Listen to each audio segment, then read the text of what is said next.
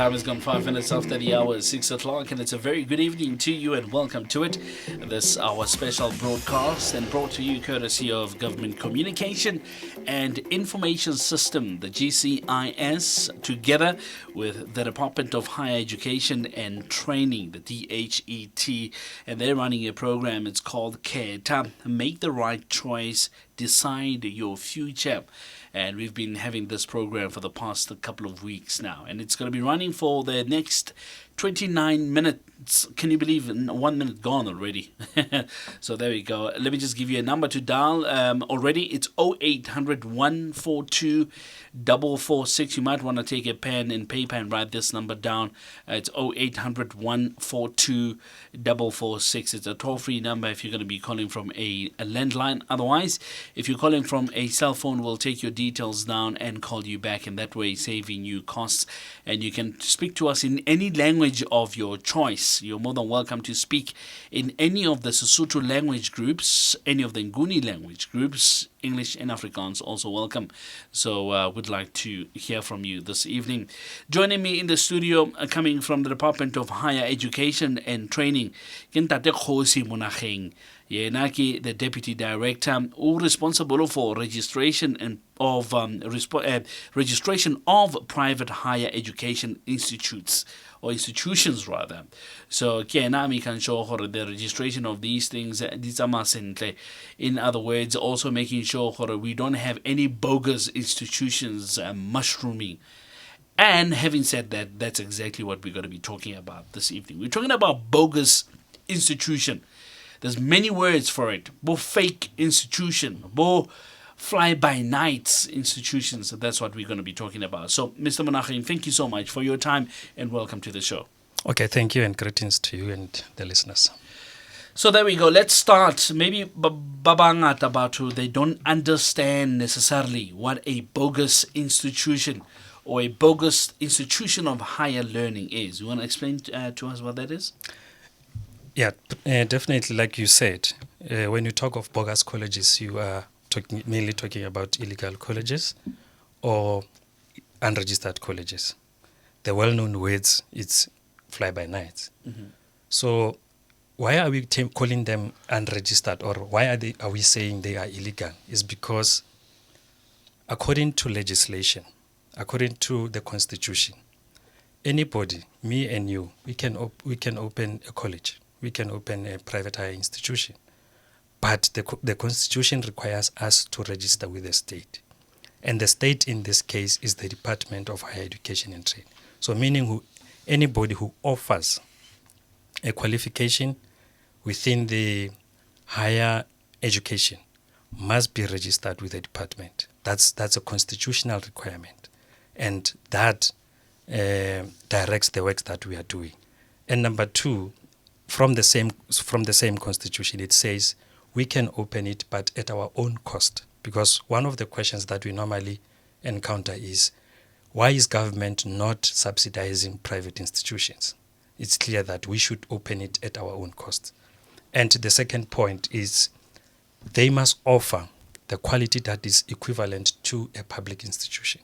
So if we have to open a private higher education institution, meaning an institution that offers qualifications that are equivalent to those offered at universities, your UJs and UCT, our quality at that private institution should match that. Right. It's a constitutional requirement, and that guides the work that we are doing. Now, we find out that there are institutions that tend to operate without registration with the department. And those are the ones that we refer to them as bogus. They are operating illegally because the law requires them to be registered with the state, which is the Department of Education. Mm-hmm. And we also keep the register of private higher education institutions, meaning institutions that have applied to the department to say, I want to offer the following qualifications, and they present whatever documents or evidence that we require, and we register them. So there are those that are registered, but some of them tend to offer programs that they are not accredited to offer. we register an institution and a qualification. So an institution cannot just exist. It must be offering a particular qualification. So you find that an institution, for argument's sake, they have been accredited to offer diploma in marketing, and they get registered to offer diploma in marketing. We give them the registration certificate, but behind that, they go on and offer other qualifications like diploma in journalism, diploma in IT, and all of those.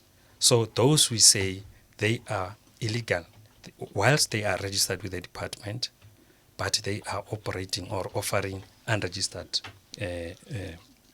qualifications.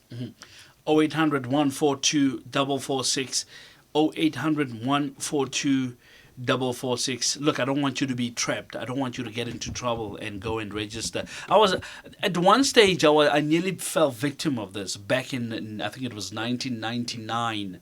I nearly fell victim. You remember in the late 90s, IT, information technology, everybody wanted to be in IT.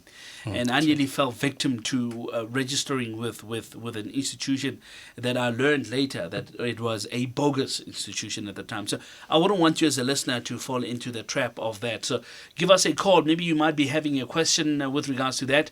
0800 142 446, 0800 142 446. It's a toll-free number if you're going to be calling from a landline. If you're calling from a cell phone, call us quickly. We'll take your number down and we'll call you back, and you don't have to worry about costs for that. All right, we're talking about two things that are pivotal here. We're talking about the registration of the institution itself, and we're also talking about the registration of the qualification. Maybe let's talk about the registration of the qualification. Now, how do you ensure as a department that a qualification that's offered to the learners is matching those of the mainstream institutions like Boyo, UJs and stuff like that? Is there a process that you undergo with the person that's registering or with the institution that's registering? Definitely. And we've got an institution that has been established for that particular purpose. For every institution that wants to offer a qualification, remember that our qualifications in South Africa, they are registered on the National Qualifications Framework, which is administered by the South African Qualifications Authority. Now, the National Qualifications Framework, it's a framework of qualifications that lists qualifications from NQF level 1 to NQF level 10. So if an institution, if a private institution wants to offer a qualification on that particular NQF, they have to contact the accrediting body of that particular qualification. And in South Africa, we have got 3 quality councils. We've got the Council on Higher Education and Training, the one that deals with the accreditation of qualifications from NQF level 5 to NQF level 10. That is your higher certificate, diploma, bachelor's degrees, right up to doctorate. So they are the ones who will visit the institution to check on the adequacy of resources, to check the health and safety, to check the number of classrooms, the curriculum, does the institution have a capacity to offer that particular qualification. And the Council on Higher Education will make a recommendation. Will say, yes, we are accrediting this institution to offer diploma in IT because they meet their own, the Council on Higher Education's criteria. So based on the accreditation of Council on Higher Education, then we register the institution. But there are other things that they have to comply to for registration. For example, they must be registered as a private company with SIPs. They must submit the health and safety. They must also then submit the accreditation report from the Council on Higher Education. There are also institutions that want to offer a qualification on NQF level 1 to 4, and those qualifications are accredited by Umalusi. So those institutions have to go to Umalusi to seek accreditation. They will be exposed to the accreditation processes of Umalusi. And we also have trades qualifications, your boiler makers and all of those. They range from NQF level 1 to 8. So those kind of qualifications are accredited by Quality Council for Trades and Occupations. So anybody who wants to offer a qualification on the NQF must be accredited by one of the three. And our registration depends on the recommendation provided by the three. But let me also indicate that public institutions, because they have been established by government, they are deemed registered.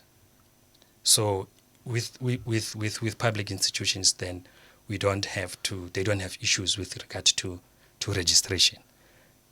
Those ones that should be registered are the private institutions. So in other words, if you're going to be heading towards a private institution, this is when you're going to have to make sure it's registered. Otherwise, if you're going to your UJs and stuff like that, those who've been established by government, automatically those are registered. Yeah. 16 minutes after the hour, 6 o'clock. Welcome to it. If you've just joined us, this is a live transmission coming from our studios here in Hatfield.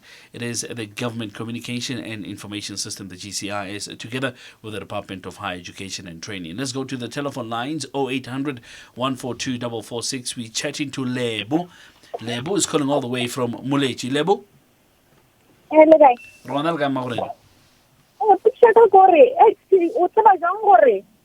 College we register do ba jo utaba jang gore ka se ko ba sa se na e ke lori sino ko taba ka yana ke se lori nka se dira.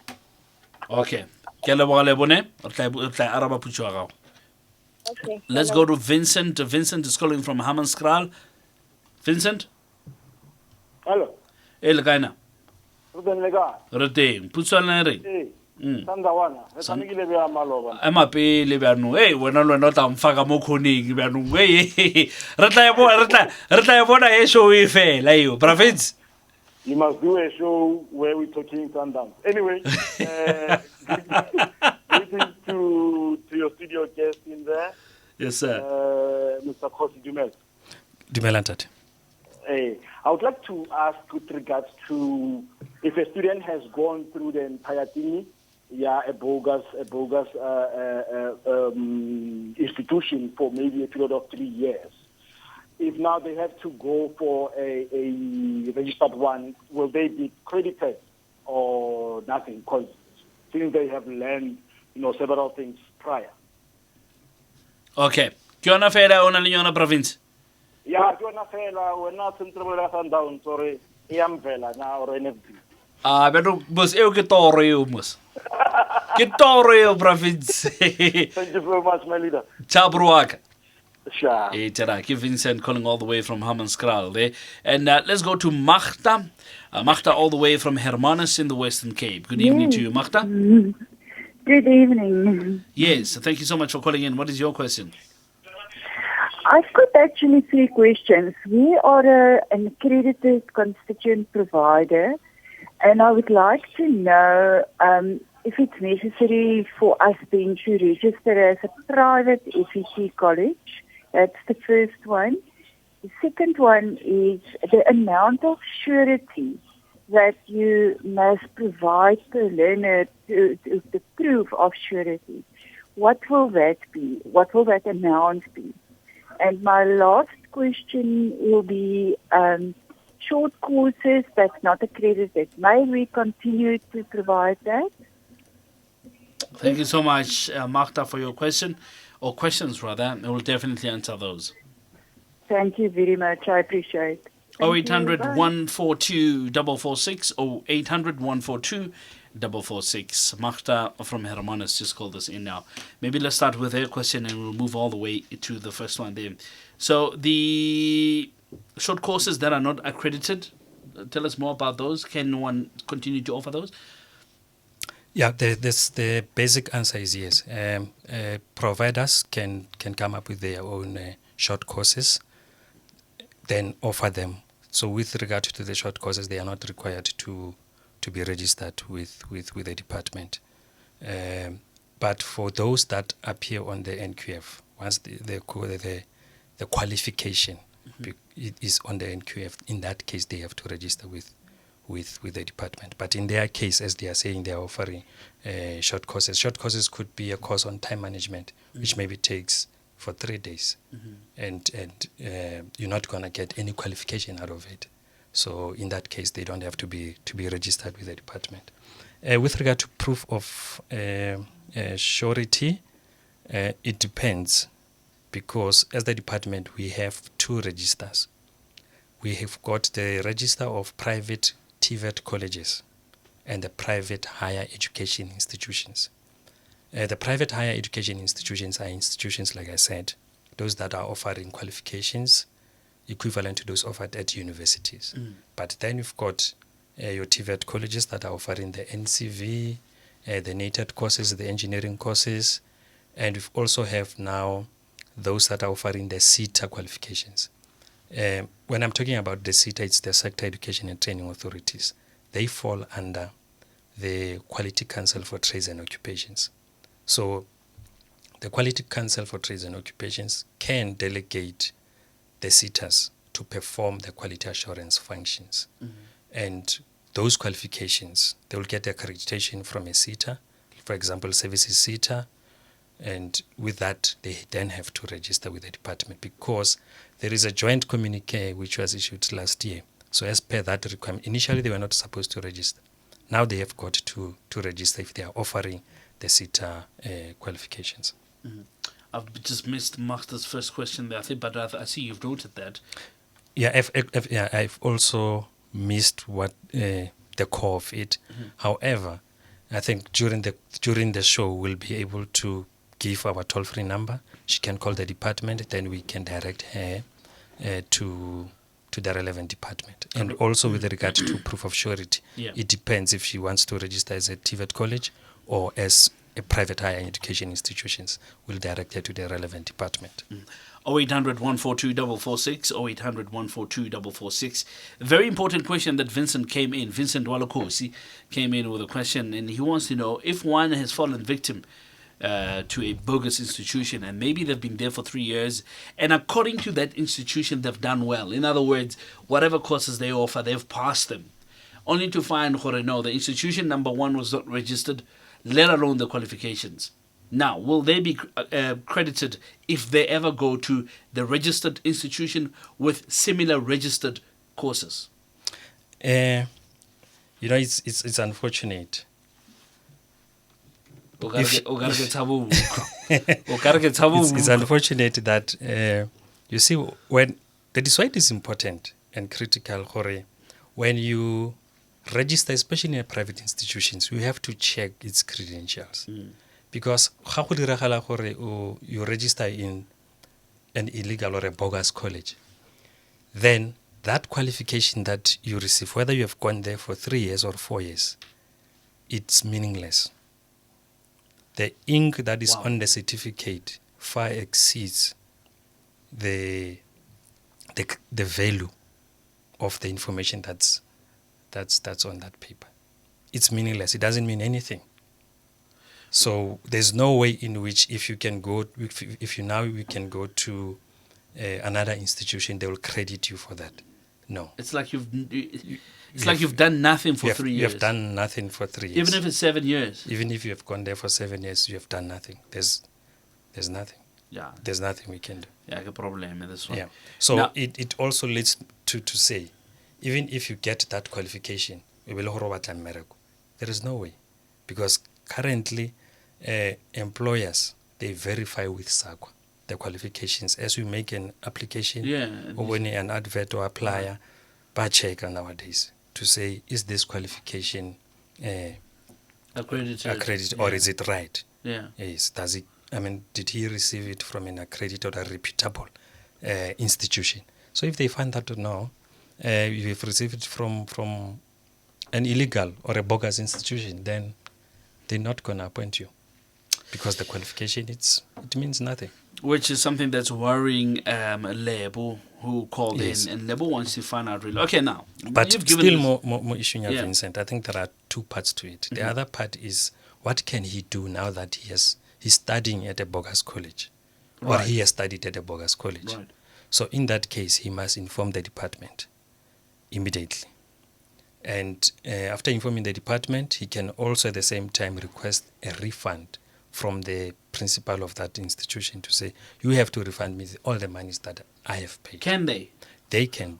They have that particular right. Remember, the students of this country are citizens of this country. They must be protected by any available legislation, the Constitution, the Consumer Protection Act, and all of those. Yeah. So they are protected. So they have got the right to request a refund.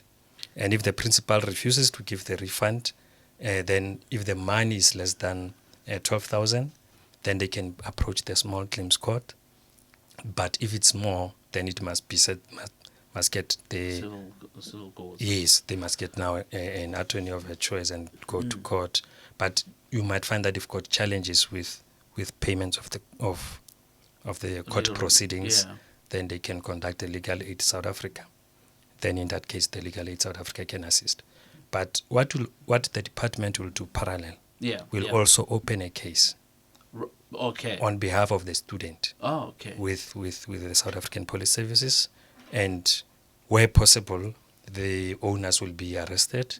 And we've got an incident where at one point the college assets were seized, and then the money that was collected from that ilasebediswa to refund the students. Man bazoboshwa la. Yeah. Telling you now.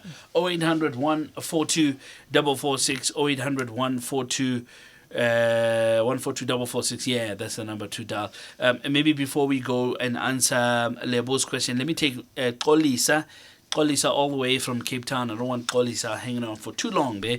Good evening to Kolisa. Good evening to Kolisa. Okay, Ngati Simlahlilo Kolisa is not there. We'll try to call her back. Let's answer Lebo's question there. So how do I tell? You and I were talking just before the show, Khore. You know, there's a lot of people who, by just the looks of things, they think things dish up, you know? They would walk into an institution just because set up a reception, they're using very nice colors. Maybe when a fountain, the water cooler, they think, no, this is it. But how do you tell the bogus from those who are legit? Yeah, I like this show because we want to inform the nation to start to ask relevant questions when they want to register with any institution. 2 questions. 1, can I see your registration certificate? Because by law, they have to display their registration certificate. And it must be in an area that is accessible to anybody. So if you're interested in diploma in IT with this institution, you must see it in the registration certificate from the Department of Higher Education and Training. If they can't produce that, because the issue is, then the institution is either not registered and the qualification is not registered, or the institution is registered, they are offering unregistered qualification. So if you don't see that qualification in the certificate, inform the department. Okay. But the basic procedure then would be call the department on 0800 87 2222. It's a toll-free number, and ask for the status of the institution. Okay, but now somebody might say, okay, I understand, or I must go and require or request to see the registration certificate. Say about offer the certificate now. What is it that you must look for on the certificate? Because they can just whip you up with a piece of paper, and then when you understand what on earth is going on, and you don't have a clue what is going on there. What is it that you look for on that paper? You see, it's a bit complicated in terms of looking at that, because we'll talk of the coat of arms and the department emblem and all of that. And many people might not be familiar with it. That is why then you are saying, if we give them the toll-free number, 0800 87 2222, and verify with us directly, in that case, we'll be able to tell that this institution is registered and the qualification that you want to do is registered. Or at least one thing that you can take there, it's maybe a registration number. You can take a registration number, because you know that some of these institutions, they might even fake the registration number, and also the registration period, because we also indicate that this institution is registered from this period to that period. So if and also the accreditation certificates from the institution that I've mentioned, QCTO, Umalusi, they've got the period, the accreditation period, you see. But the best one would be check with the department. 0800, Directly. yeah, directly. All right. Yeah. That number again is 0800 872222. 0800 872222 to go and check the legit whether a department, not a department rather, whether an institution is legit and the courses they're offering if they are legit. We've got about 5 minutes to go. Let me take Raymond from Cape Town. Good evening to you, Raymond. Yes, Papa. Legana. How are you, Raymond? Okay, I did not hear that. Raymond, can you hear me? I'm good. I'm good. Yourself? Yeah, I'm very well. Thank you so much for calling in, Raymond. What is your question? Yeah, man. Yeah.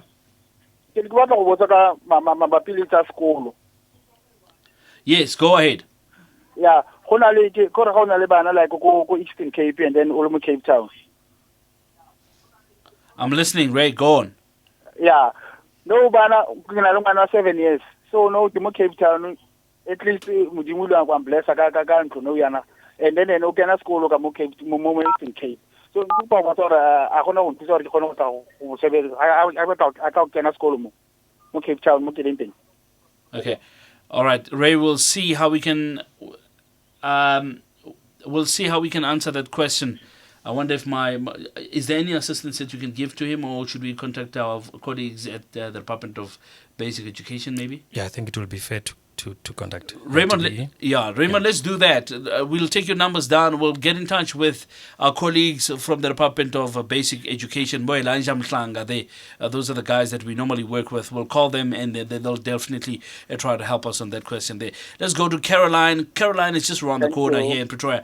Good evening to you, Caroline. Caroline, Pretoria. Good evening, how are you? I'm very well, thank you. Caroline, I'm going to ask you to please just close your radio. I cannot be hearing myself repeatedly. It's very destructive. Right. Can you maybe just put your volumes down there? All right, thank you. I did. Thank you so much. What is your question? Welcome. My question is, I've registered an NGO, and my focus is for rural development for youth. Yeah? Uh-huh. But I know with an NGO, it's not easy for me to get an accreditation of training. Yeah? I need to form a partnership with specialists. Then the programs that I need to offer is human relations, and then I need to offer customer care, and then I need to offer communication. So what is your question? My question is, I just need an information. Where can I go and outsource the specialists? Okay, 100%. That's loud and clear. We'll definitely answer that. Thank you so much, Carol. Thank you. Last caller. And let's go to Kolisa. Kolisa, we've tried to call you. You're from Cape Town. I don't know how the weather is down there in Cape Town. Maybe that's why we battle to hear you there. But let's try you again there. Kolisa, are you back on the line? Kolisa? Hello, Mhlekazi. Kunjani Mhlekazi? Ndiyaphila, wena njani?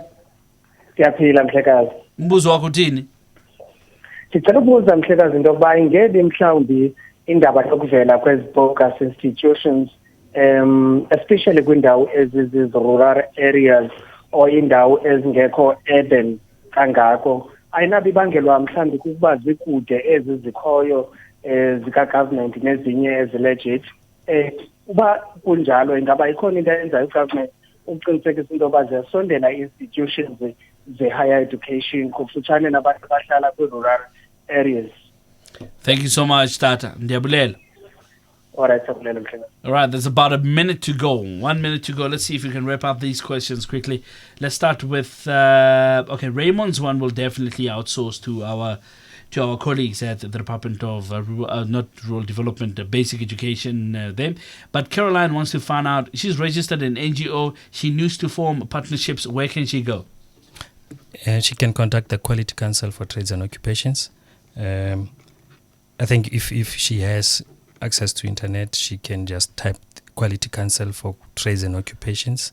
Then she will get the contact numbers. I don't have them now. Mm-hmm. Then they will be able to refer her to a sector, because remember I said the SETA we've got the SETAs, 21 SETAs, Sector Education and Training Authorities. They'll be able to refer to the relevant SETA because she talked about human relations, customer care. So each of those falls within a particular SETA. It's very interesting that this question is coming up. In fact, it was one thing that I spoke to you about before we came into the show. The whole rural infrastructure and the urban, the differences in between, and more especially people living in the rural areas falling into this trap. Is the department working to bring some of these institutions closer, the legit ones closer to rural people living in the rural areas? Okay, remember that like we said at the beginning, for private institutions, the department does not establish private institutions. Right. Yes, but in terms of the government and also through the Department of Higher Education and Training is trying to really ensure that they reach out to all the 9 provinces and also to the rural areas and ensure that at least there are TVET colleges that they can attend. But in terms of private, it depends on the owner or the people who are interested in establishing that particular college and where do they want to put it or to establish it. All right. Yeah. By the way, it is 24 minutes just before 7 o'clock, and this is how we're going to be wrapping it up for this evening. Thank you so much to my guest for this evening. His name is Kgosi Monageng. He's the Deputy Director responsible for registration of private higher education institutions. Mr. Monageng, thank you so much for your time. Thanks very much. Thank you to the crew, doing an absolutely amazing job, especially ahead of the Easter weekend. Somebody who's not feeling well today, but he said, look, okay, we got to do this thing one way or the other. And that's Linda Mazibugo. Linda handling our transmission and our sound. Thank you so much to that. And somebody that told me, him and I were working on a document and it frustrated the living daylights out of the two of us. And eventually I just hear somebody saying, Diek, and he just moves away. But he came back because he realizes this show is so important to you. And he's been handling all our telephone systems there. Is Tatu Lennox Class. Thank you so much, Lennox. And of course, as somebody who's putting the cameras in the right positions and making sure that all the smiles are captured during this program. I traveled with Pule Rilo Kokstad. Let me tell you that. Pule left me to drive the whole way. He's still going to pay for that. One trip that's coming up next, Pule's driving. Remind me of that next time we're on this show. So from myself, Karabalanso Strolana, Sabapili Matebele, Sundowns Lilo Holo, whether I am Vela or I am Vela, it ends there. Let's meet again next week. Same place, same time. Ciao for now.